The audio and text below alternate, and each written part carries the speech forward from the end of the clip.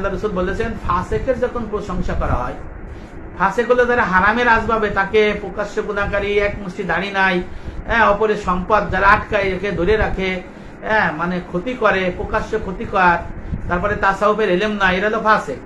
তা আল্লাহ রাসূল বলছেন যে এই সমস্ত ফাসেকদের যদি কেউ প্রশংসা করে, কি সুন্দর, ভালো, মারহাবা, তারপরে কি তার পক্ষে নারাই তাকবীর দিতেছে, আবার স্বাগতম দিতেছে, শুভেচ্ছা দিতেছে, আবার বলতেছে কি সুন্দর মানুষ, এর প্রশংসা হয় না? প্রশংসা তো সংজ্ঞা রাখে। আল্লাহ রাসূল বলছেন এই ফাসেকদের প্রশংসা করলে আমার আল্লাহ ভীষণ রাগান্বিত হয়। আর এমন রাগান্বিত হয়, আরশ কুরসি আল্লাহ রাগান্বিত হওয়া দেখকে ভয়ে আগের থেকে তৎ করে কাঁপতে থাকে। তার মানে কি, এই ফাসেক যারা, তাদের সুনাম করা যাবে না, প্রশংসা করা যাবে না, ইসলামে নিষেধ। তাহলে আপনি বুঝেন তাহলে হজ কি হয়, যে না আল্লাহ রাগান্বিত হয়। এক মুসিদা দাঁড়িয়ে নাই, সে আল্লাহর পক্ষে, আল্লাহর রসুলের পক্ষ থেকে তার প্রতি লানত। লানত মানে আল্লাহর রহমত থেকে বঞ্চিত হওয়া। যে আল্লাহ রহমত দেবে না, কল্যাণ দেবে না, সে আল্লাহ আপনার হজ কবুল করবে কেন? যে আল্লাহ রহমত দেবে না, যে আল্লাহ আপনার মানে কল্যাণ দিবে না, দোয়া কবুল করবে না, নামাজ কবুল, হজ কবুল করবে কেন? আপনার আল্লাহ পাক বলছে, হে তোমরা আমার রসুল যা দেয় তা গ্রহণ করো, রসুল যা নিষেধ করে তা থেকে তোমরা ফারেক থাকো, দূরে থাকো।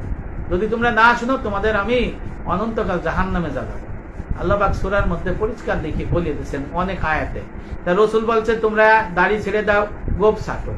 আবার আল্লাহ রসুল বলছে আমার আল্লাহ আমাকে আদেশ করছে দাড়ি ছেড়ে দাও, গোপ ছাড়তে।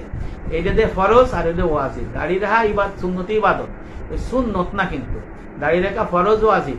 রসুল রাখছে, এটা সুন্নত। আর দাড়ি কাটতে নিষেধ করছে, দাড়ি কাটা হারাম, 24 ঘন্টা হারাম। এক জীবনে যদি হজ না করেন তাহলে আপনার হজের গুনাহ হবে। যদি 5 ওয়াক্ত নামাজ না পড়েন তাহলে 5টা গুনাহ হবে।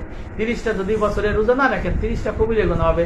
আর দাড়ি কাইতে এক মুষ্টি না রাখার গুনাহ হলো এমন 24 ঘন্টা ফ্যানের গোড়া গন্ডনের মতো লেহা হইতেছে। যখন দাড়ি রাখা শুরু করবেন, এক মুষ্টি যখন হয়ে যাবে, তখন ওই গুনাহ বন্ধ হয়ে যাবে, ফ্যানের মতো বন্ধ হয়ে যাবে। এই হলো বিষয়, এটা তো সঠিক মাসলা। যারা দাড়িকে অস্বীকার করবে তারা মুসলমান থাকবে না। ফতোয়া আলমগীরিতে লেখা আছে, জায়েজ জিনিস, মুস্তাহাব জিনিস, এই নিয়ে যদি কেউ তুচ্ছ তাচ্ছিল্য করে তারা ঈমান হারা হয়ে যায়। ভালো করে বুঝি নেন, ঈমান হারা হয়ে যায়। যে কারণে ন্যূনতম এক মুষ্টি দাড়ি রাখা হলো ফরজ ওয়াজিব, দাড়ি কাটা হলো হারাম, 24 ঘন্টা হারাম। হারামের গুনার মধ্যে মজগুল থাকে। তা দাড়ি কাটা লোক হারাম নিয়ে হজ করতে যাবে, তা আল্লাহ তার হজ কবুল করার জন্য কি বসে আছে নাকি? আল্লাহ কি বলে দিয়েছে যে তোমরা দাড়ি কেটে ফাঁসিক হয়ে আসো আর আমি হজ কবুল করবো? আল্লাহ